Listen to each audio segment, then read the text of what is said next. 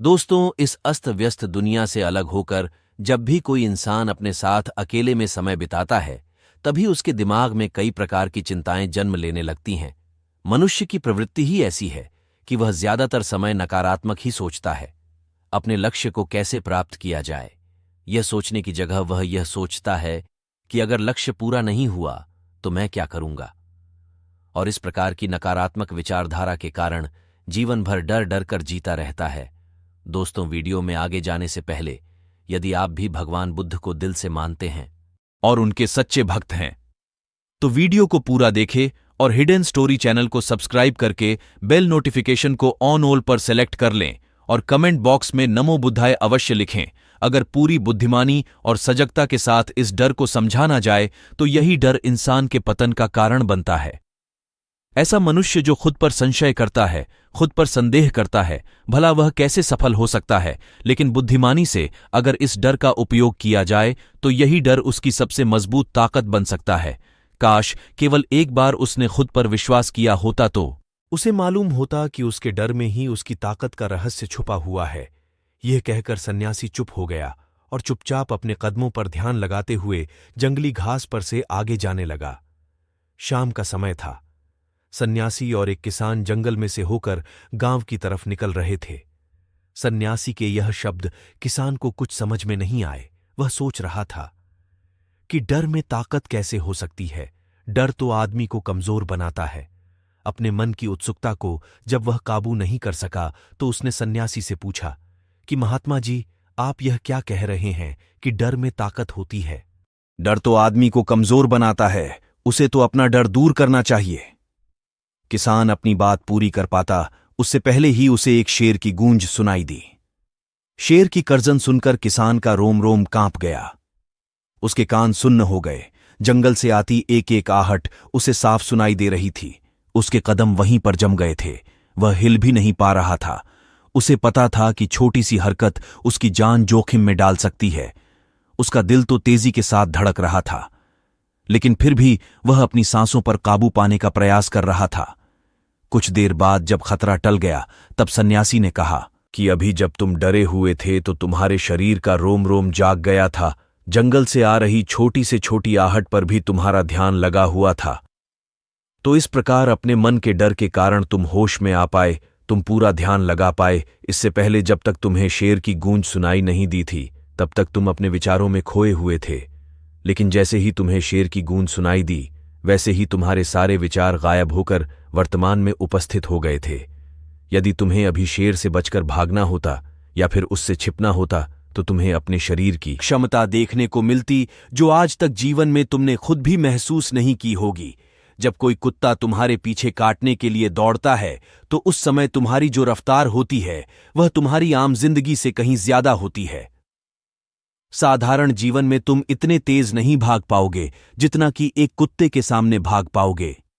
यह ताकत या हमारे शरीर की क्षमता अभी देखने को मिलती है।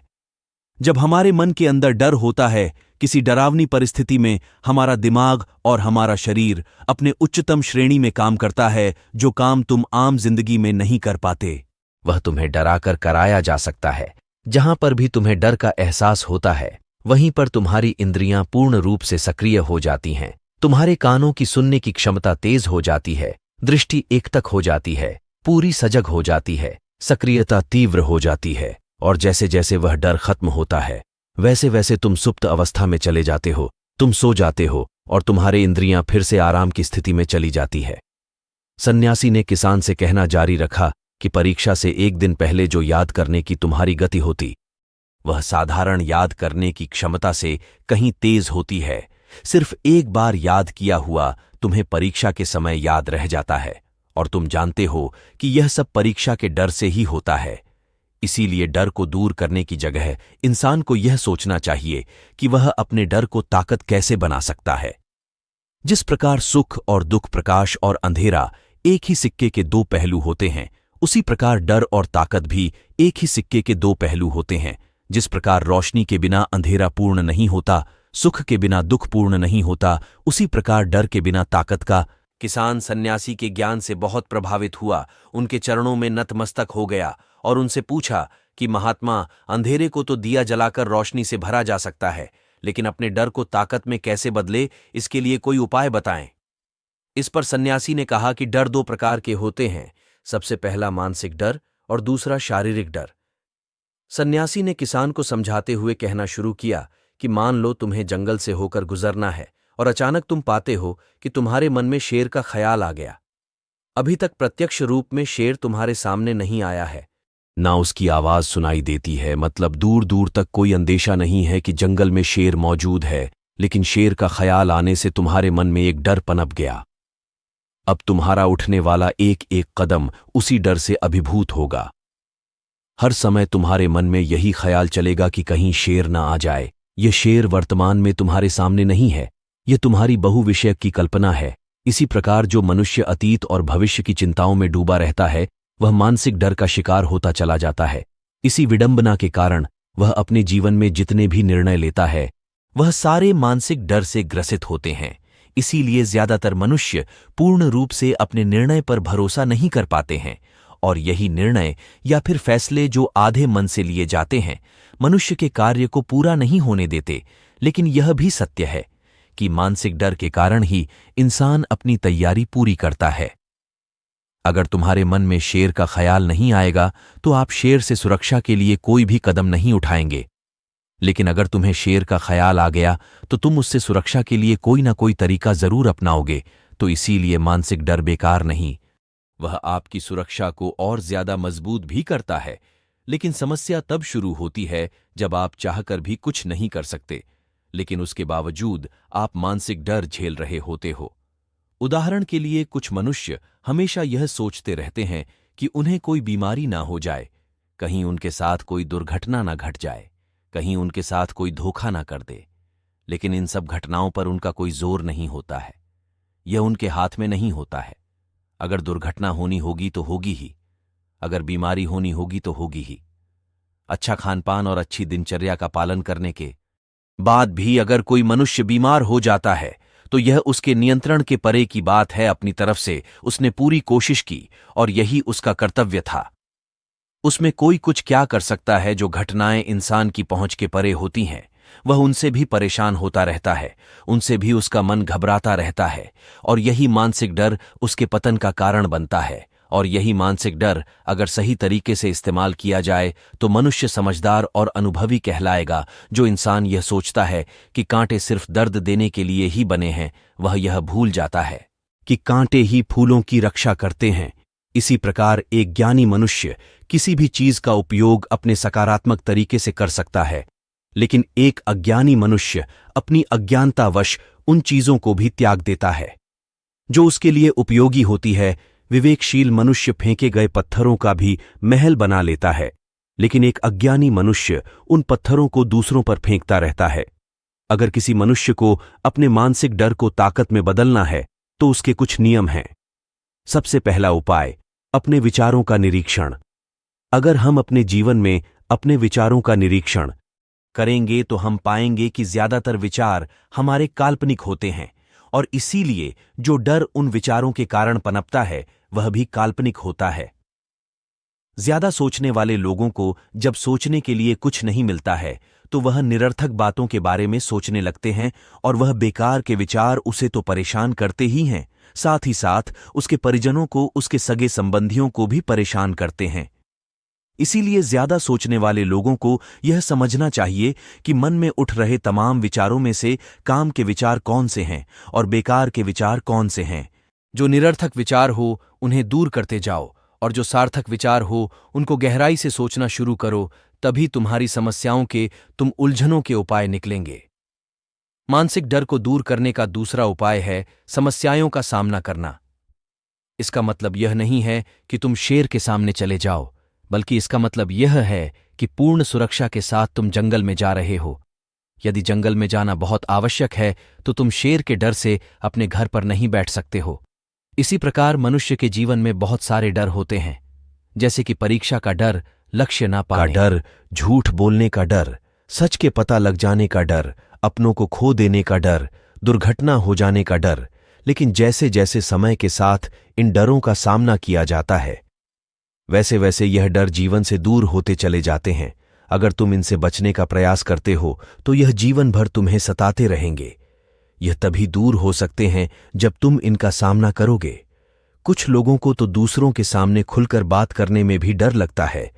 ऐसे लोगों को अनजान लोगों से बात करनी चाहिए। जितना ही वह लोगों से बात करेंगे उतना ही उनके मन का डर दूर होता जाएगा।